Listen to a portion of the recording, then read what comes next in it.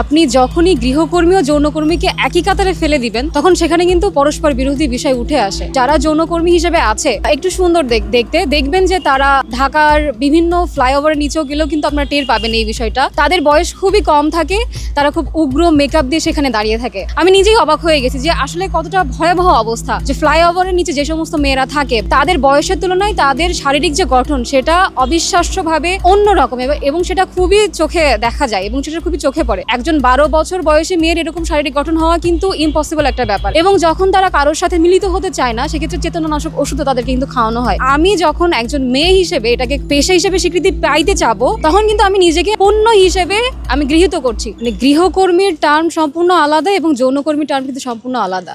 আপনি যখনই গৃহকর্মী ও যৌনকর্মীকে একই কাতারে ফেলে দিবেন তখন সেখানে কিন্তু পরপর আরো অনেকগুলো আপনার পরস্পর বিরোধী বিষয় উঠে আসে। আবার পাশাপাশি একটা জিনিস, গৃহকর্মীরা তারা অবশ্যই শ্রমিক হিসেবে স্বীকৃতি পাওয়ার দাবিদার এবং তাদেরকে বেটার প্লেসমেন্ট করার যাবতীয় যা করা লাগে সেটা আমাদের করে যেতে হবে। এটা নিয়ে কোনো দ্বিমত রাখার প্রশ্নই আসে না।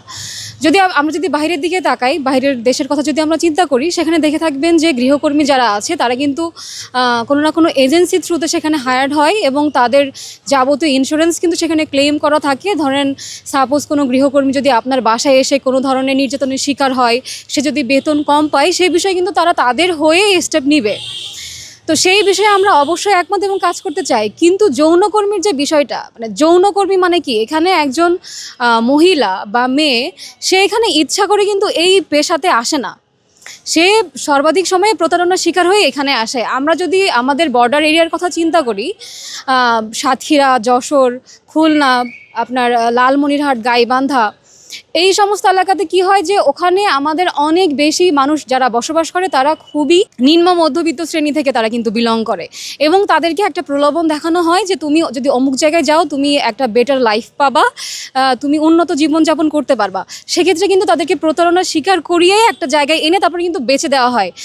আমি জানি না যারা এই প্রস্তাবনাটা রেখেছে তারা কতটুকু ওয়াকিবহাল, বিশেষ করে তারা মাঠ গবেষণা আদৌ করেছে কিনা বা তাদের কাছ থেকে মতামত নিয়েছে কিনা এই বিষয়ে। যারা যৌনকর্মী হিসেবে আছে তারা আদৌ এইটাকে পেশা হিসেবে স্বীকৃতি পেতে চায় কিনা। কারণ আমি যখন একজন মেয়ে হিসেবে এটাকে পেশা হিসেবে স্বীকৃতি পাইতে চাবো তখন কিন্তু আমি নিজেকে আমার পণ্য হিসেবে আমি গৃহীত করছি।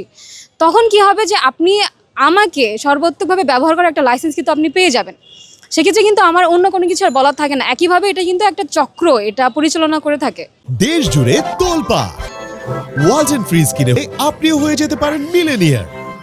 অনেক সময় এমন হয় যে কম বয়সী মেয়ে যারা আছে একটু সুন্দর দেখতে দেখবেন যে তারা ঢাকার বিভিন্ন ফ্লাইওভারের নিচেও গেলেও কিন্তু আপনারা টের পাবেন এই বিষয়টা। তাদের বয়স খুবই কম থাকে, তারা খুব উগ্র মেকআপ দিয়ে সেখানে দাঁড়িয়ে থাকে। তো তাদের সাথে আমি যে কয়েকবারই কথা বলেছি তারা কিন্তু সবাই প্রতারণার শিকার হয়ে এখানে এসেছে। যেমন হচ্ছে আমি একজন মাঠ গবেষণা কর্মী হিসেবে কাজ করছি 2019 সাল থেকে বিভিন্ন রিসার্চ প্রতিষ্ঠান থেকে। তো সেখানে যেটা হয়েছে যে আমি আমার এলাকাতে, বিশেষ করে সাতক্ষীরা, যশোর, ওই এরিয়াতে আমি যখন এটা নিয়ে কাজ করতে নামি আমি নিজেই অবাক হয়ে গেছি যে আসলে কতটা ভয়াবহ অবস্থা, যে এতটা মারাত্মক অবস্থা আমাদের দিকে। প্রত্যেকটা মেয়ে যারা তারা পাচারের শিকার হয়েছে, যারা প্রতারণার শিকার হয়ে বিক্রি হয়ে গেছে দেশের বাহিরে, বিশেষ করে মিডল ইস্টের দিকে এবং ইন্ডিয়াতে সব থেকে বেশি এই হারটা আমাদের এলাকা থেকে। এমনও কেস পেয়েছি যে সেখানে তার ভাবি, পাড়া প্রতিবেশী ভাবি তাকে ফুসলিয়ে নিয়ে যেয়ে তাকে চেতনানাশক ওষুধের মাধ্যমে আরেকজনের কাছে বেঁচে দিয়েছে এবং সে এটা জানেও না। পরে যখন সে বোম্বাইতে যে উপস্থিত হয় তখন সে বুঝতে পারে যে সে অন্য কোনো একটা খপ্পরে পড়েছে।